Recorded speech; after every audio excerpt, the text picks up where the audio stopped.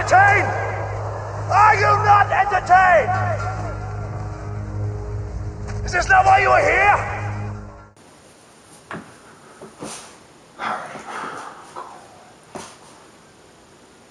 Alright, time to set. What?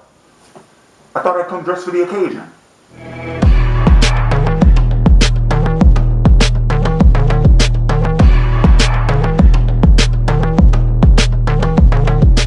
Black Panther is the 2018 superhero film given to us courtesy of Marvel Studios and Walt Disney Pictures. The film was directed by Ryan Coogler of Fruitvale Station and Creed fame, who also co-wrote the film along with Joe Robert Cole, one of the writers from An American Crime Story, The People vs. O.J. Simpson. This film stars Chadwick Boseman, Michael B. Jordan, and an ensemble cast of both veteran and rising star African-American talent. Now, the story takes place following the events of Captain America's Civil War, which was the first film in which we were formally introduced to our main character, T'Challa, aka the Black Panther, the Crown Prince of Wakanda. Now, in that film, we witnessed the murder of his father, T'Chaka, which serves as the primary character motivation for T'Challa as he proceeds through the events of that film. So this film picks up after Captain America's Civil War. T'Challa is returning home for the first time since his father's passing, and waiting for him back home is the responsibility of taking over the throne and fully assuming the role of Black Panther, which makes him protector of the kingdom of Wakanda.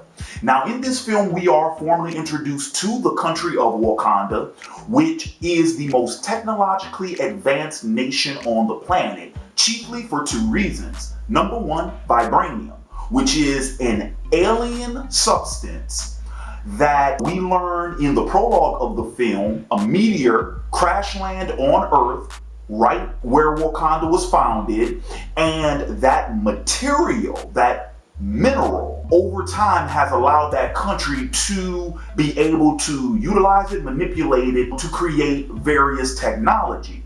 With those technological advances, the second thing is the fact that Wakanda has implemented throughout the majority of its history a strict isolation policy from the rest of the world. Wakanda hides in plain sight. They hide from their neighbors, they hide from Western civilization at large, and they use the disguise of being a third world country, essentially. Of course, T'Challa, he assumes the throne, and due to his relationship with his best friend, the very first priority at the top of T'Challa's list is to go on a mission to apprehend a fugitive named Ulysses Klaue. Now, Klaue we were first introduced to in Age of Ultron, played by Andy Serkis, of course. And Klaue was an outsider who essentially infiltrated Wakanda, stole vibranium from them, and then he set off a bomb on the border that actually took the lives of many people, including T'Challa's best friend's parents. So that's his first mission. And it's this mission that actually introduces our main antagonist in the film, Eric Stevens, aka Killmonger. Now, Killmonger is a CIA operative who used Ulysses Klaue in order to infiltrate Wakanda himself. But unlike Klaue, he has an ace up his sleeve. We learn in the film that Killmonger is actually Wakandan. He's T'Challa's cousin. He is the son of King T'Chaka's late brother, who we learn later in the film was actually murdered by King T'Chaka himself. And because of that, Killmonger was abandoned as a child. He has harbored a grudge against the royal family and the country of Wakanda at large. So his plan is to infiltrate Wakanda, challenge for the throne, become king, and then use Wakanda's technology and weapons to wage a war on the rest of the world in any and all places in which the descendants of Africans are being oppressed. So that sets off the main conflict for the film. Now T'Challa is faced with essentially a cousin that he never knew of, a Wakandan who was actually abandoned by his own homeland, and it is sort of the whole sins of the father coming back to haunt T'Challa. And so it's T'Challa's mission to stop Killmonger from being able to wage his war. But in the process, this is where T'Challa's character arc in the film comes from. Because of the inherent intimacy of this conflict, because it's not as simple as just a good guy versus bad guy, we go home at the end of the film. No, this is a family dispute. This is a cultural dispute. This is a philosophical and political dispute. And because it is a conflict within the royal family, yes, this conflict now has cultural implications. It has national implications. It has worldwide implications. Now T'Challa has to question everything he's ever known. He has to question everything he was taught, everything he learned. He has to question his father. He has to question his ancestors, all of the previous kings, and he has to question what it is to be a king. What is it going to be for him to be the king of Wakanda? That's where the line in the film comes from, where he's speaking with his father in the ancestral plane, and his father tells him simply, "You are a good man with a good heart, but it is hard for a good man to be king." And what it does is it pretty much culminates in this sort of unification of Wakanda, if you will, under T'Challa, and to set the status quo and to set the precedent for what Wakanda will be moving forward. And so let me go ahead and give my thoughts on the story, on the plot, on some of the themes, and on the writing overall in this film. So first and foremost, I thought that the writing for this film was phenomenal. I thought that the plot was handled very well, mainly because it wasn't plot driven, it's character driven. Everything that happens in this story happens because of the motivations and the actions of a character. It's because of those motivations that set events in motion, and it's the consequences of their actions that result in some of the events that we see take place. Kudos to Coogler and Cole for that. I think they did a very good job at handling that. I also think they did a very good job at managing those characters. We have several. I think they did a very good job at integrating and introducing some of the characters that we've seen previously. And all of those things, I think, culminated in what was a satisfying origin story for not just T'Challa, but for Wakanda as a whole. Now I want to discuss some of the themes of this film, because those were the biggest surprises I had upon seeing it. Chiefly amongst them was the entire isolation issue. Now, I don't want to alienate any of my viewers watching this review, but for this portion of the discussion, there is a certain level of cultural and historical pretext that is required to fully understand where I'm going with this. So bear with me. Within the African American community, there has been a societal discussion. There has been a question that has occurred, and it is pertaining to the relationship between African Americans and our brothers and sisters back home in the motherland. Depending on what portion of history you're observing, depending on what may be going on at the time, depending on what subsection of the community you're in, the conversation might be coined differently, or the emphasis or the focus, this, that, and another, it doesn't really matter. The point is that the conversation has occurred. It's been brought up for discussion before. I myself have heard this discussion in my own upbringing. And essentially, this is what the discussion is. Knowing what we know of the history of the African American, going from the slave trade to present day, to modernity, the question has been, were there things that could have been done on the side of our brothers and sisters back home to aid in the oppression of the African American in America, and also African descendants around the world? were there things that our African brothers and sisters could have done to aid us? And it's not, it hasn't always been something that I myself have thought about, but whenever we study African American history, that question always seems to pop up. So the fact that Ryan Coogler and Joe Robert Cole made that at the heart of the conflict of this film completely blew me away. I wasn't expecting it. And I'll be honest with you all, my heart sort of sank when that brought up, because let's be honest about that.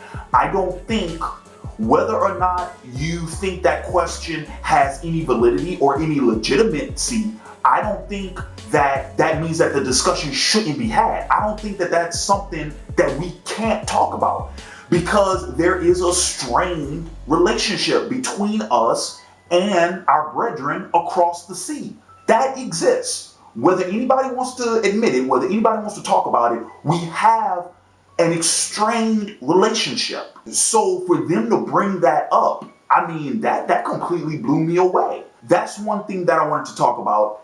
I appreciate Coogler and Cole's work, the way in which we use T'Challa and we use Killmongers as the analogs for that statement. I mean, Killmonger, for as much of a caricature as he is, I mean, essentially, he embodies every facet of a classic comic book villain, but that modern twist, that modern portrayal brings a lot of realism to that character, his strongest traits, which may also be his greatest flaws. It's the anger, the rage that Killmonger has. He says it in the film, I've killed across the world to get to this one moment, to get to T'Challa, to get to the throne. And then even in the scenes when he's in the ancestral plane, talking to his father, that coldness, that serene intensity that is at the heart of that character, that is analogous for some of the feelings, the emotions, some of the outcries that are inherent in the everyday African American male. It's just that those feelings, those things, of course, because we're watching a superhero film, right? They get to be exaggerated and they get to be exemplified in this one character. Those feelings strike home for a lot of young men. And I felt it. More so even than that, T'Challa's response to learning about Killmonger, learning about his backstory and everything. I mean, the scene when he's meeting with Zuri, Forrest Whitaker's character, and he asks the question, why did y'all leave him? Why did y'all not bring him home? That scene, and then of course when he meets back up with his father later in the film and he tells him, you were wrong. All of you were wrong for abandoning him.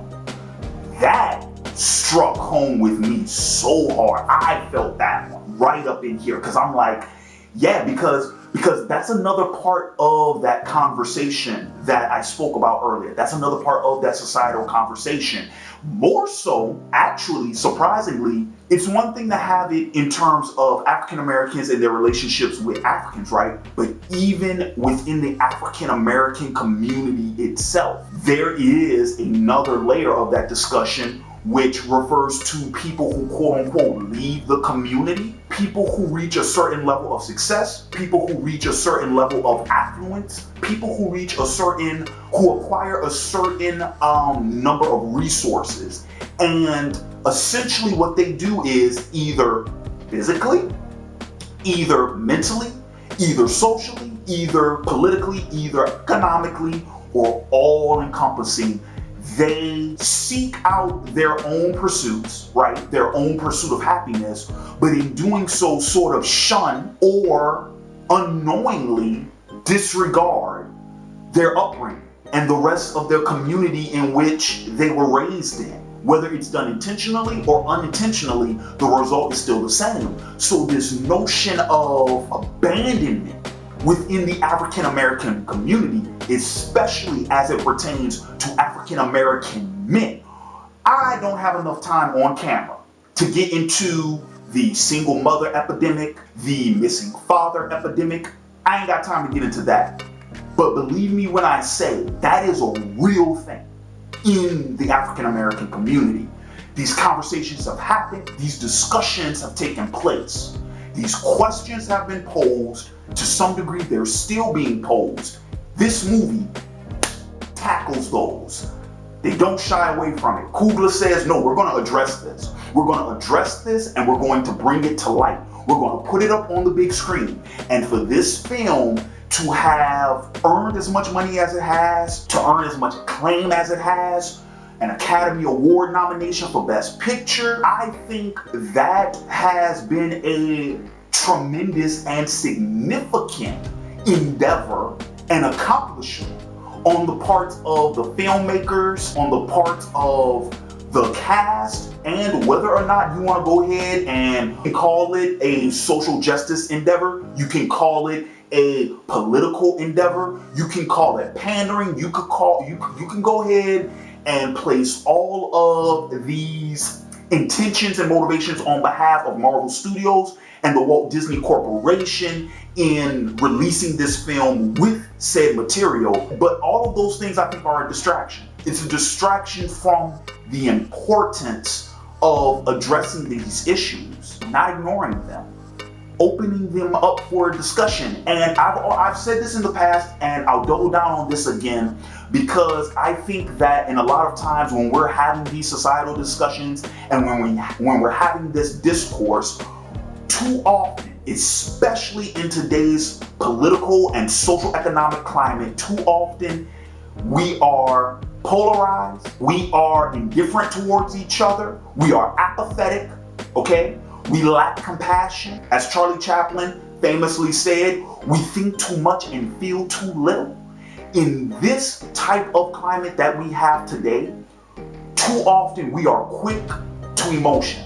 We are quick to reaction. We are quick to offense. We are quick to defense. We are quick to simply make an enemy of somebody with an opposing issue, with an opposing thought, with an opposing ideology, with an opposing ideas. That does not do any of us any good. None of us benefit from that type of behavior. We have to engage in these things. We have to have these discussions. We have to at least talk about some of these things. The fact that this film did that, I think, is its greatest and crown achievement.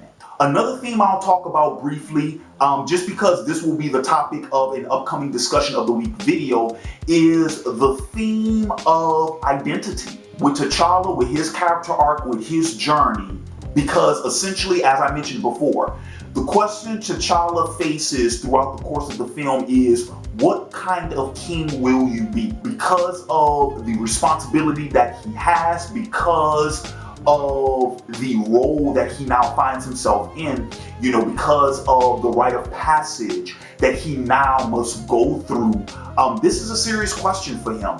And I liked the fact that was the main character motivation, and that was the main journey for the protagonist, was coming to terms with, who am I? Who am I? Not what title I have, not what role I fulfill, but who am I? Because who I am is going to affect those other two things. Another theme central to this film is the question of patriotism. What does that mean? What does that look like? Now, this is a theme we actually see play out with multiple characters throughout the film. For an example, M'Baku is a traditionalist. He believes that being patriotic to Wakanda means bringing Wakanda back to its roots, not engaging in most of the modern conventions and modern endeavors that Wakanda has been engaging in, but rather to return to the rituals, to return to the principles that went into the founding of Wakanda in the first place.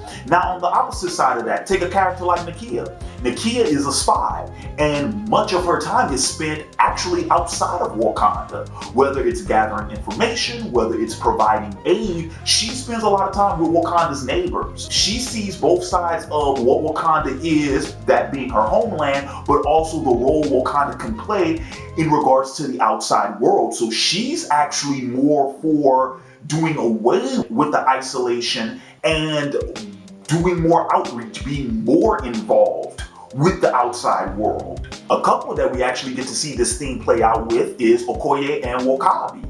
Now, these two characters, even though they're romantically involved, have two different ideas of patriotism, especially when it comes in regards to how it best serves Wakanda, and that's what creates a rift between those two in the second half of this film. Okoye, who is the leader of the Dora Milaje and the general of Wakanda's forces, she believes that her loyalty to the throne is chief. She believes that's key.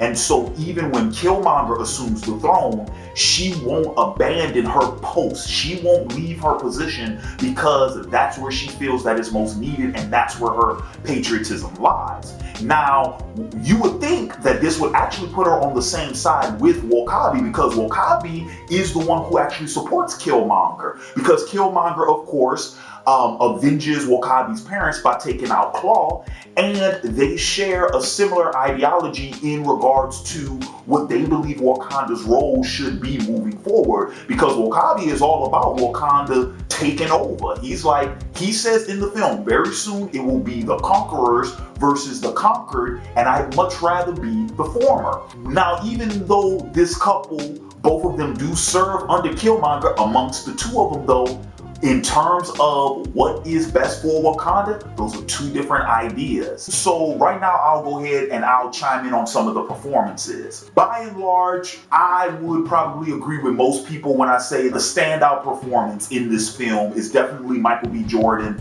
as Eric Stevens, aka Killmonger. As I mentioned before, the intensity that he brings to the role, the charm, the charisma, the debonair that he brings to the role, I think really create a mystique about that character. I think it adds to that character's legend very well. To coin an operative term, for an undercover, you have a legend, a story about you. Because let's be honest about this.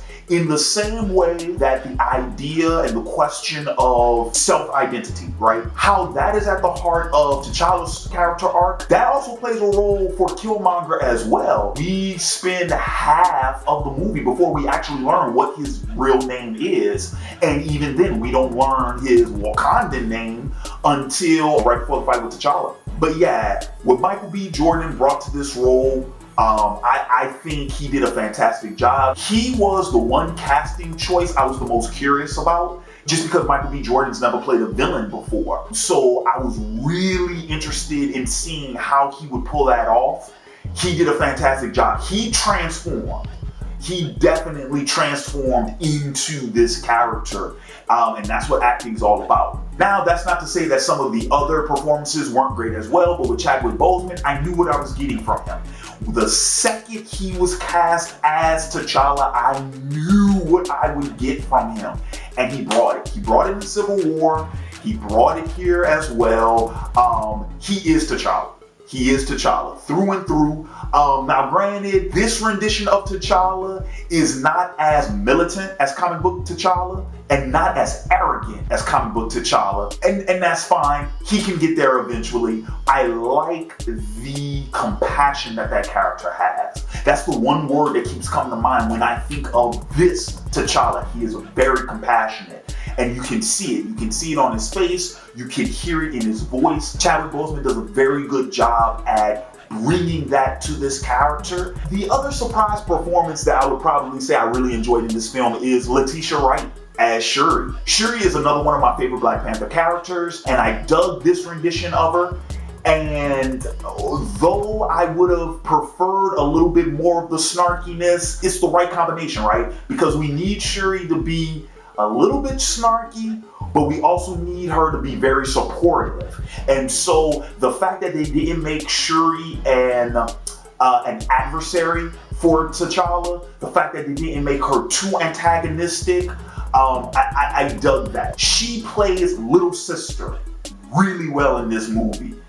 So kudos to her for that. So in some of my closing thoughts for this review, let's go ahead and let's talk about the visuals. Now, cinematography wise, I think this is one of the best shot MCU films. The film is beautiful. Hands down, it's beautiful. Even all of the green screen and the CGI work, I think by and large is done really well, especially when you take in consideration some of the vehicles shot in the film, with the flying vehicles in Wakanda, and then just with the action sequences. I mean, the entire chase scene with the cars and whatnot, with T'Challa flipping over and jumping, and I mean, this film is gorgeous, hands down. The practical work, I think, looks really well, really good as well. Some of the best CG integration in the MCU as well. So kudos to all of the visual artists that worked on this film. And so finally, I'm going to give my thoughts on the music for this film. One of my favorite soundtracks in recent memory. I don't get a chance to talk about soundtracks much when I'm reviewing films, just because we don't really advertise and we don't market and we don't really do a good job at pushing soundtracks today. We just don't do that. I remember there was a time, when I was coming up in the 90s, like soundtracks were a big deal. For some odd reason, we don't really push soundtracks like we used to. But regardless of that, Black Panther soundtrack, some of the tracks on here really good. Some of the scores, I mean, the way in which the music is used in the film, especially with character cues. This film is one of the better ones that I've seen recently that use music cues. So you'll notice how many of the characters in the film, whenever they enter, that's when we hear their track, right? When T'Challa's on screen, it's the Black Panther theme. Nakia has a theme, I believe.